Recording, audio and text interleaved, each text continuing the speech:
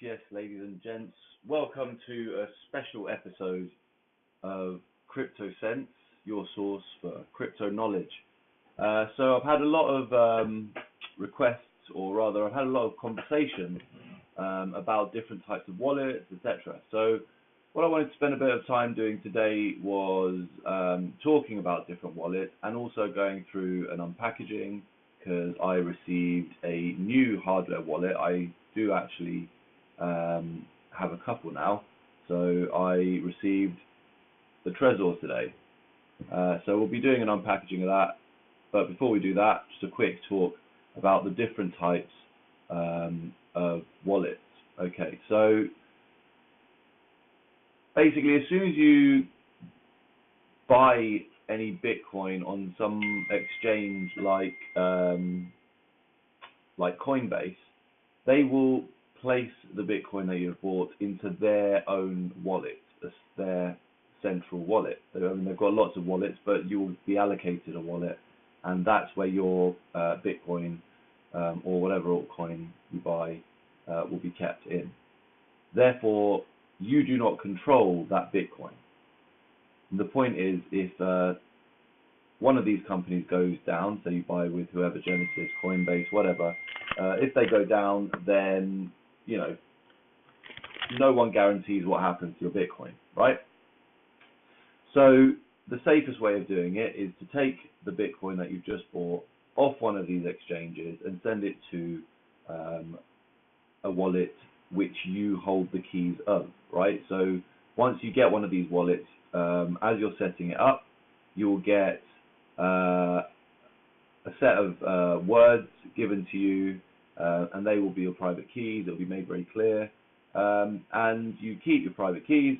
If anything ever happens to that wallet, if your laptop gets broken, if your Trezor or your Nano Ledger Nano gets destroyed or lost, you've got your keys in a safe place, and you can reload that wallet.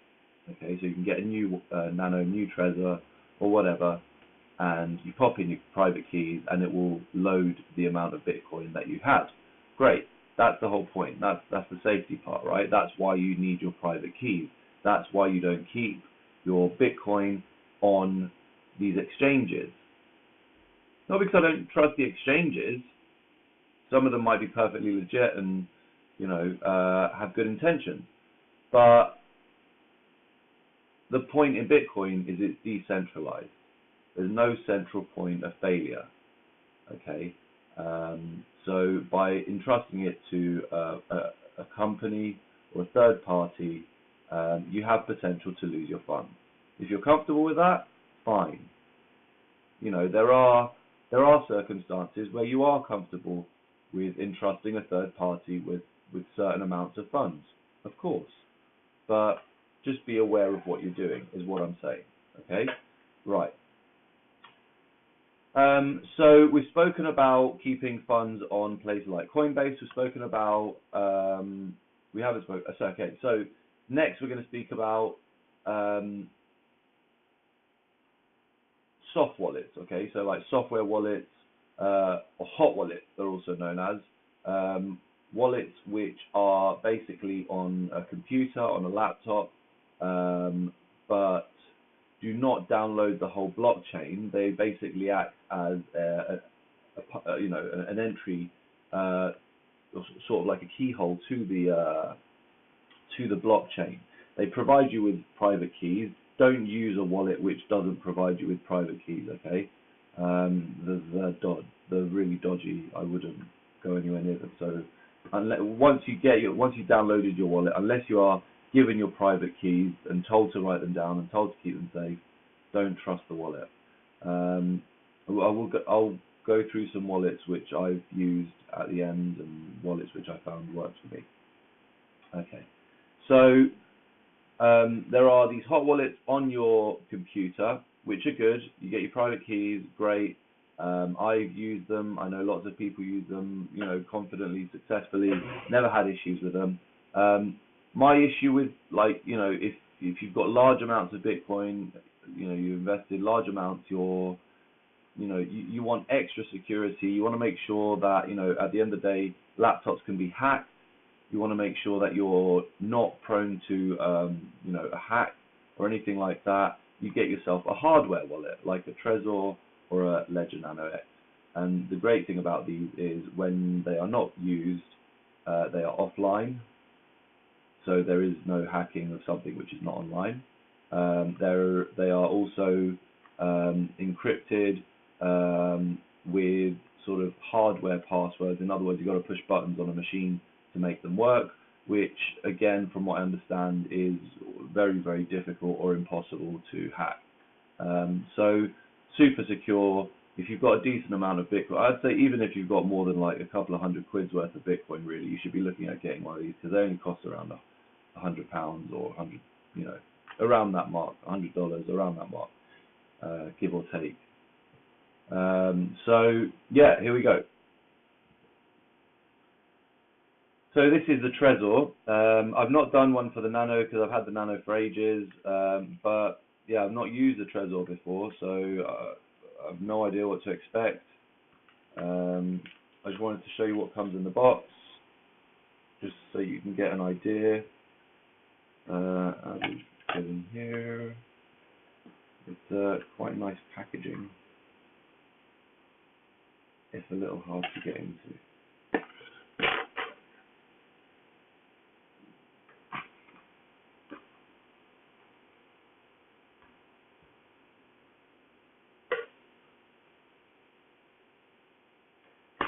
So it's obviously well sealed.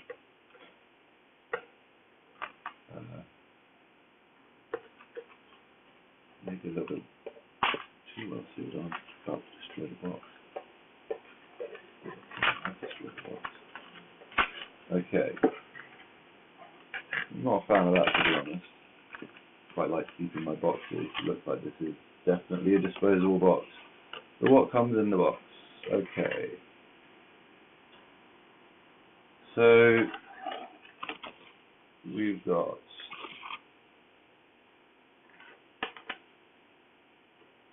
Trezor, little key ring, some books, some stickers. Okay. Right.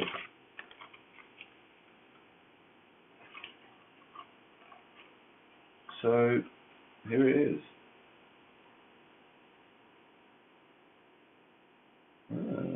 Well, it's pretty straightforward. There's not too much in there. So I'm going to... So we plug the mini USB into the Trezor and we come to the website, the Trezor website. We get started and here we go. So we ask it to download for the Mac and we get this. So we need to install Trezor Bridge. Continue. Okay, so it looked like I was making a bit of a boob of that because I decided to use another mini USB and it didn't seem to like it. So I've used the USB they supplied. Make sure you hold on to that because it seemed like that's quite important. The Nano doesn't seem to mind which USB cable you use, just for your information. I kind of freaked out a little bit there a bit. Anyway, once you've plugged in the Trezor with its own USB cable and installed the firmware, which I'm about to do, then you can get on with it. So it's downloading it, installing the firmware. They ship it without any firmware for security reasons.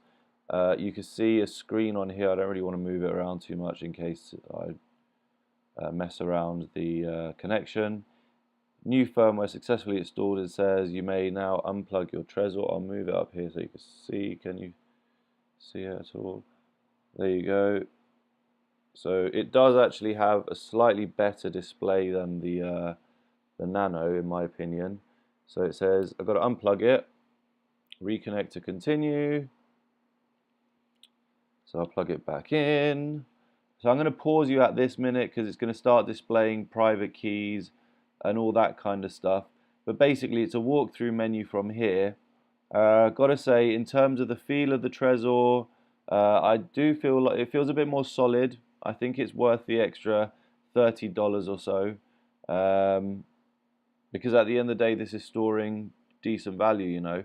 The other piece of advice I'd give is don't just keep, you know, number one, if you want to keep your Bitcoin secure, hardware wallet, right? Number two, don't just keep it on one hardware wallet. Have at least 2, 3, 4, and spread your wealth around, your Bitcoin wealth around. So yeah, I'm going to get on with this installation. You enjoy the rest of your day, and I hope that gave you some insight, some information on wallets, gave you some idea on what the Trezor is. Let me just get the Nano out as well, actually, to show you that. So this is the Nano, Ledger Nano S, and this is the Trezor. Okay, so I'm going to leave it there. I'm going to get on with the setup. I hope that helps you decide which hardware wallet you wanted, if you want to get a hardware wallet, and take care. See you next time.